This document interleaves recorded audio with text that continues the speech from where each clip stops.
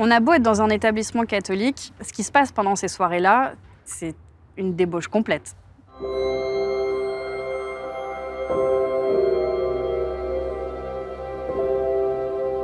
J'ai grandi dans ce qu'on appelle une ville dortoir de banlieue. Mes parents sont issus d'un milieu ouvrier, mais eux ont réussi à atteindre la classe moyenne. Donc on roulait pas sur l'or, mais on n'était pas pauvres non plus, dans un espèce d'entre-deux. Au moment d'entrer en seconde, j'ai deux options. Soit d'aller dans un public de ma ville, donc dans le 93, soit d'aller ailleurs dans une autre ville. Le choix se porte sur un lycée parisien du 4e arrondissement qui s'appelle les Francs-Bourgeois. Le premier entretien que j'ai eu avec le directeur du lycée des Francs-Bourgeois, ça a été de dire « on est d'accord pour vous prendre, mais il va falloir vous mettre au niveau scolaire ». Donc il y a eu déjà ce premier ajustement. Et il y a eu le deuxième ajustement qui, là, pour le coup, lui a été social.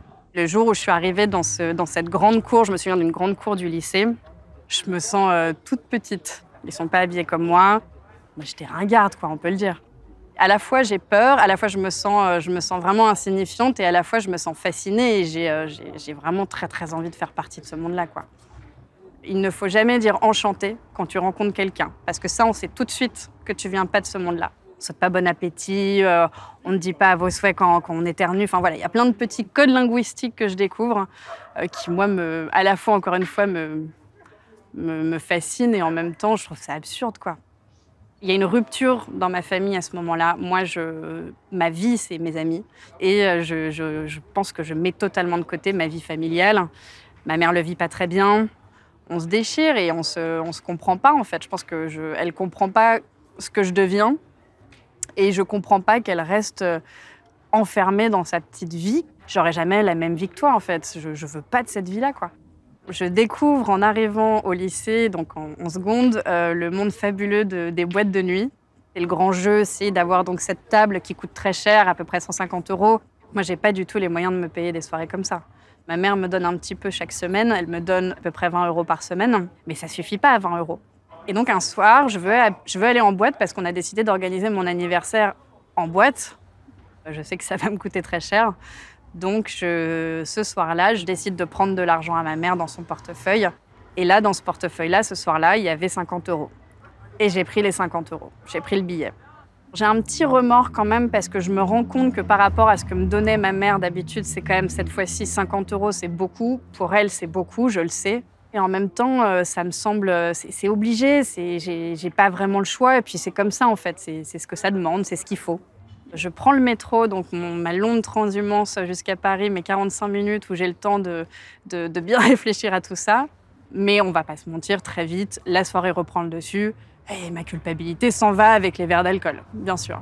Donc c'était pour mon anniversaire et la soirée s'est finie, c'était apocalyptique. Une de mes amies a frôlé le coma éthylique. Le taxi nous a virés en plein milieu des Champs-Élysées, en mini-jupe, 15 ans.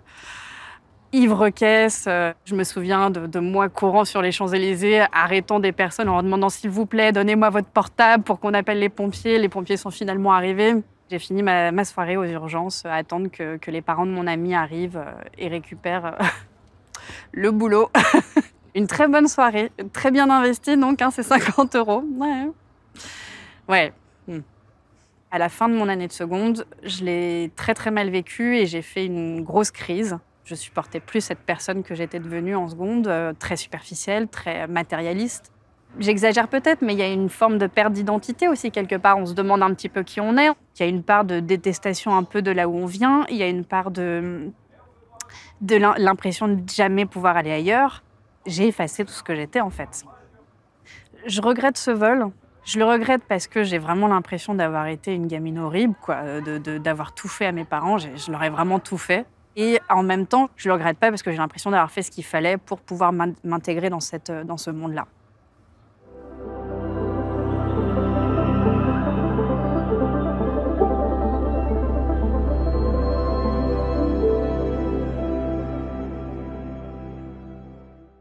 Être heureux, c'est de la job en tabarnak. Si tu attends que le train passe, tu vas attendre longtemps.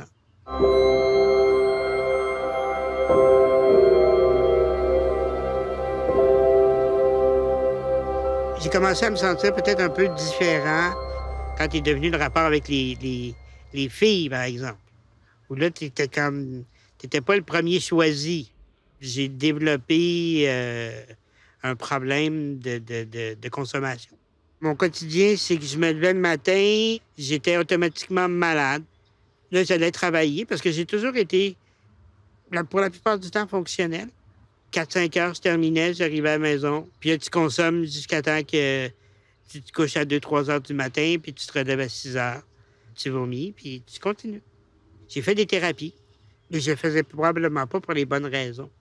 Je suis sorti de là, j'ai rechuté pas longtemps après. Puis à un moment donné, bien évidemment, la dérape part. Puis là, les problèmes financiers commencent. Je me suis vu en train de ne plus être capable de payer mon loyer. Je me trouvais tellement une mauvaise personne, pas récupérable. J'étais convaincu que ce serait mieux que je me suicide. Et j'ai préparé mon plan. Moi, j'habite au 8e, fait que j'avais prévu sauter de mon appartement. Avec l'handicap que j'ai, je ne vais pas me manquer. Puis pendant que j'étais en train de préparer mes choses, j'entends à la radio que les comédiens, pour un festival d'humour, couchent à l'hôtel qui est juste à côté de chez moi. Et je me dis dans ma tête de malade, ben, je vais aller rire une dernière fois. Alors, je rentre à l'hôtel, je me faufile dans le bar, je m'installe, je commence à boire, puis boire, puis boire. Et la soirée se passe. Et à un moment donné, je vois une femme que je trouve attirante. Je vais au moins parler à une dernière femme avant de sauter. Et elle s'approche de moi. Puis à un moment donné, elle me pose la question, « Comment ça va? » Ben, je lui réponds, « Ça va mal. » Et j'ai une coupe de vin rouge dans la main, puis j'ai dit, « Ça aide pas. » Puis là, elle m'a posé la question que des centaines de personnes m'ont posée auparavant, « Mais pourquoi t'arrêtes pas? » J'ai senti quelque chose qui a passé à travers moi. J'ai senti comme un coup de vent qui m'a traversé le corps. Puis, dans ma tête, j'ai entendu, mais vraiment entendu, « Va-t'en. » Et je lui dis, « Écoute, je m'excuse, mais je dois m'en aller. J'aurais besoin de ton adresse. » Puis elle accepte. Puis elle me donne le papier, puis je le mets dans mes poches. Je me suis réveillé le lendemain matin, tout habillé dans mon lit. J'avais plus envie de consommer. J'étais terminé. Ça fait 15 ans que je ne consomme plus. La femme que j'ai rencontrée dans le bar, à mon 90 jours de sobriété, j'ai décidé de lui écrire une lettre. Et on a commencé à une relation écrite. Tu sais, c'était un peu vieux jeu, mais on s'écrivait des lettres. Puis c'était devenu ma confidente un peu. C'est rare que dans la vie, tu es capable de déterminer le moment précis où ta vie change. Cette femme-là a changé ma vie. Je l'ai vue 5 minutes. Puis ma vie a tourné 180 degrés. Puis j'en serai toujours reconnaissant. Même si peut-être que je la reverrai jamais.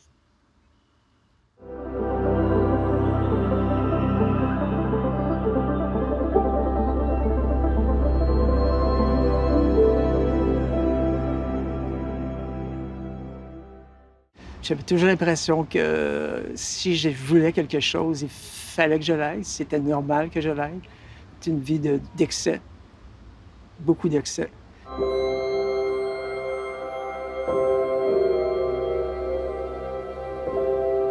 C'est un emploi qui est arrivé, c'était un coup de chance. J'habitais à Los Angeles pendant plus de 20 ans. J'ai travaillé comme assistant personnel pour un parolier très reconnu dans le domaine de la musique. Je suis embarqué dans un train de vie que j'avais jamais imaginé. C'était le luxe, c'était les parties, c'était les premières de films, c'était rencontrer les plus grandes stars tous les jours, régulièrement, et les rencontrer d'une façon personnelle. J'avais l'habitude de m'habiller fripe et designer, mais là, j'ai fait complètement perdu le goût de faire de la fripe, au point que même mes bas étaient designers, tout était designer, ma vaisselle, mes verres, toute ma façon de vivre. Moi, je suis plutôt un milieu moyen, upper middle class, un peu. Aller au collège privé, mais rien d'exceptionnel. Mes parents étaient bien, là, mais ils étaient pas... c'est pas des gens très riches. Au début, je la cherchais pas, cette opulence-là. Alors pour moi, elle est arrivée à moi tranquillement. Je me suis jamais rendu compte que j'avais changé. Ce qui a été déclencheur vraiment pour moi la première fois à ce niveau-là, c'est que j'étais avec des amis, je revenais de New York. Je me plaignais que mon chauffeur était 1 heure en retard. Tout le monde est venu est parti à rire devant moi. aucune compassion de personne. Alors c'est là un peu que j'ai réalisé que, bon, peut-être que c'était déplacé. Et puis en rétrospective, je vois tous des petits moments comme ça où je peux voir que mes valeurs étaient plus les mêmes. J'avais probablement tout ce que je pensais que je voulais avoir, et puis le bonheur n'était pas là. Et je suis revenu ici en vacances. Et quand ma famille m'a vu, ils n'ont rien dit. Mais je pouvais voir que tout le monde avait la bouche un peu... J'avais perdu beaucoup de poids. J'étais brûlé. J'avais presque pas d'énergie.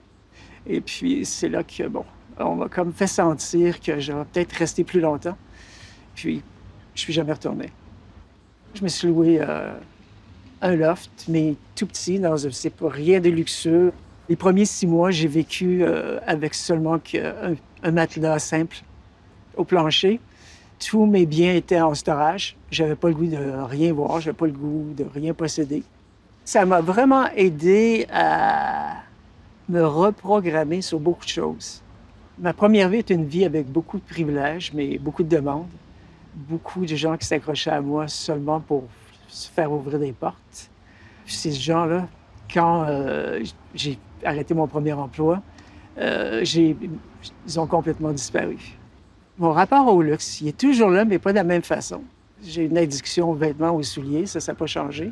Disons que si j'achète du Prada, c'est parce qu'il est en vente. Puis je n'en achèterai pas 5 de la même couleur. Je crois que pour moi, aujourd'hui, le bonheur, c'est probablement... presque tous les mois, je vais voir ma famille. Avant, c'était la Jaguar ou la Ferrari. Aujourd'hui, ben, c'est wow, je descends au Québec et voir ma famille.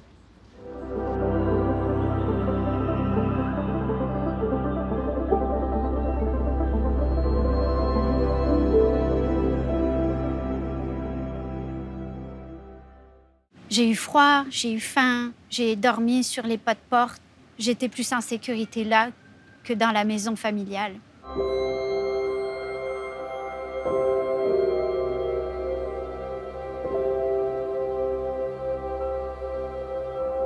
J'ai 18 ans. L'ambiance familiale, c'est vraiment tendu. Il y a de la violence envers moi. C'est de la violence à la fois physique, psychologique, émotionnelle. Puis, je manquais pas de nourriture. Tu sais, on avait de l'argent dans cette famille-là. C'était juste la violence sous toutes les formes qui était insupportable. Puis, en fait, je suis dans la cuisine avec ma mère. On a une discussion. Elle n'est pas d'accord avec moi. Et elle prend les couteaux, les fourchettes, et elle me les balance dessus comme ça. Et là, moi, ça fait en dedans, là, c'est plus possible. Je veux plus vivre ça. Ça a fait ni une ni deux. J'ai attrapé un sac, j'ai mis des affaires sans réfléchir. J'ai ouvert la fenêtre de l'autre côté, puis je suis partie.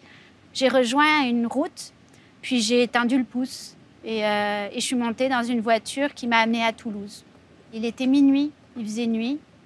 J'avais quelques argents dans les poches, mais pas grand-chose. Je connaissais personne. Je me suis dit, je vais prendre le métro. C'était le dernier. Et là, je vois station Pas-de-Doigt. Je me dis, oh, c'est beau comme nom. Pas-de-Doigt, OK, je vais là. J'ai marché dans les rues. Je savais pas où j'allais. Mais j'ai suivi la beauté de ce qui m'environnait. J'ai suivi quelque chose qui n'est pas palpable. Et là, je suis arrivée. Et entre 2 immeubles, il y avait un jardin potager avec des arbres. Puis là, il y a une clé. Il y a une clé dans la serrure. J'ouvre la grille, je rentre, je ferme la grille, puis je mets la clé dans ma poche. Il y avait une cabane qui abritait des outils, qui abritait des jeux pour enfants. Et en fait, j'ai passé ma première nuit là. Le matin, je me suis réveillée, il y avait des lucioles sur le mur d'en face, puis j'adore les lucioles. Pour moi, là, le fait de trouver cet endroit au milieu d'une grande ville que je connaissais pas, c'était comme une confirmation que j'avais fait le bon choix pour moi. T'es dans la merde, mais t'es moins en danger qu'à la maison. J'ai été très chanceuse parce que je sais que beaucoup de femmes dans la rue vivent de la violence. J'en ai rencontré, tu sais. À un moment donné, je me suis retrouvée dans un endroit où on s'était installé avec des tentes, des camions. Tu sais, il y avait plusieurs gens de la rue et on partageait ce qu'on avait. C'était pas une famille, on se connaissait pas depuis longtemps, puis on venait, on partait, mais on arrivait à recréer quelque chose qui faisait que chacun se sentait soutenu. J'avais ma place. Ça, c'était vraiment très précieux pour moi. J'ai vécu dans la rue à peu près 2 mois. Mais en sortant de la rue, j'ai vécu l'errance. Puis ça m'a pris 2 ans, en fait, à sentir que je pouvais me déposer. 25 ans plus tard, l'impact que ça a sur ma vie, c'est j'ai gardé la capacité de m'émerveiller de choses simples. Un oiseau qui passe, un rayon de soleil, la pluie. C'est tellement plaisant, en fait, d'être vivant. C'est maintenant que j'en profite. Et ça vient de mon expérience de la rue, du rien, Ouais, c'est ça, du rien.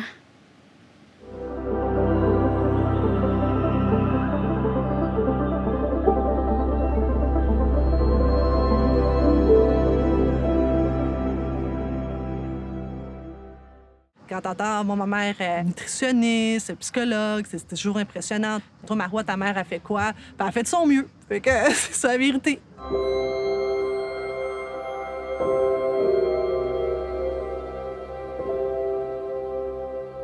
Moi, mon contexte familial était très dysfonctionnel, mais avec une mère très solide. Ma mère n'a jamais eu la chance d'aller à l'école. Elle est née au Maroc. Quand elle arrive au Québec, elle ne parle pas français. Elle ne sait ni lire ni écrire. Malheureusement, c'est sûr qu'il y avait beaucoup de violence familiale de la part de mon père, autant verbale que physique. Toute sa frustration, il m'a passé à coups de bâton ou d'étranglement. Quand j'étais petite, j'avais pas la perspective d'avenir. J'avais la perspective de survie, ce qui est très différent. Je pensais naïvement là, que quelqu'un allait venir nous chercher puis nous libérer. C'est jamais arrivé. Je me rappelle très bien qu'à un moment donné, je disais à ma mère, il faut qu'on s'en aille avant qu'il tue. Donc, à ce moment-là, c'est là que nous, on quitte. On s'en va. Ma mère est allée à l'école, elle a eu de l'aide. Puis après ça, j'ai eu, en secondaire 3, j'ai trouvé un emploi dans une épicerie. J'en venais à 23 h, c'est moi qui fermais l'épicerie, j'embarquais dans le métro, puis j'arrivais chez nous à minuit, puis le lendemain, j'étais à l'école. Ça aidait à payer le loyer, là. Ça, c'était pas pour avoir de l'argent de poche là, que je travaillais, c'était par nécessité. Sinon, c'est quoi les options pour nous? Il n'y en avait pas tant que ça d'options, là. Je sentais la pression sur mes épaules, j'avais pas le choix de réussir. Puis ma mère me l'avait clairement dit, là. Elle me dit, tu vas pas finir femme de ménage, là, va à l'école. Alors moi, je caressais un jour le rêve d'aller vivre aux États-Unis. Ma mère, elle m'a juste répondu, Inch'Allah. Elle m'a dit, tu veux étudier aux États-Unis? Bien, Inch'Allah, en arabe, c'est-à-dire si Dieu le veut. La date limite pour appliquer était très, très proche. Je pense à l'intérieur d'une semaine, on a tout fait ça. Et j'ai commis un impair dans mon application pour l'Université de la Floride. J'ai rempli le formulaire pour l'Université de New York. Et après ça, c'était mon modèle que j'ai utilisé pour les 4 autres universités. Alors, j'ai envoyé mon application à l'Université de la Floride en disant que la meilleure université en fiscalité, c'était celle de New York! Et là, j'ai des sueurs froides. Oh mon Dieu, pourquoi j'ai fait une erreur comme ça? Non! Je la recommence tout de suite, je la renvoie. Quelques jours plus tard, peut-être 10 jours plus tard, j'ai reçu un courriel. Généralement, quand tu reçois un courriel d'une université, c'est parce que t'es pas pris, hein? Mais j'ouvre le courriel. À ma grande stupéfaction, ça commence par « Congratulations », félicitations. Là, je suis comme « Non! » Évidemment, je remercie la bourse que j'ai eue pour ma maîtrise. Ça m'a donné un grand coup de main. Comment que ma mère a réagi? Elle a capoté. Tu vas faire une maîtrise, tu maîtrises même pas l'anglais. Elle a vraiment peur. Elle est venue seulement pour ma remise de diplôme pour mon doctorat. Puis là, tout le monde lui disait en anglais, puis ma mère parle 0 anglais. Puis tout le monde lui dit « Congratulations! » Puis là, elle était « Merci! Merci! » Là, elle comprenait que tout le monde la remerciait, puis la félicitait, elle. Puis là, elle a pris mon diplôme. Elle dit « Au fond, c'est moi qui ai payé pour ça en quelque part, avec tous mes sacrifices. » Alors, c'était comme son diplôme. Elle l'a gardé. Puis plus tard, elle m'a dit vraiment c'était quoi sa véritable peur. C'est que je ne revienne pas. Parce qu'elle me disait, moi, quand je suis partie du Maroc, j'ai dit à ma mère que j'allais revenir, mais je suis jamais revenue! Elle a peur que moi-même, j'y fasse le même coup et que je ne revienne pas. Mais là, je suis bien assise, là. Je suis au Québec.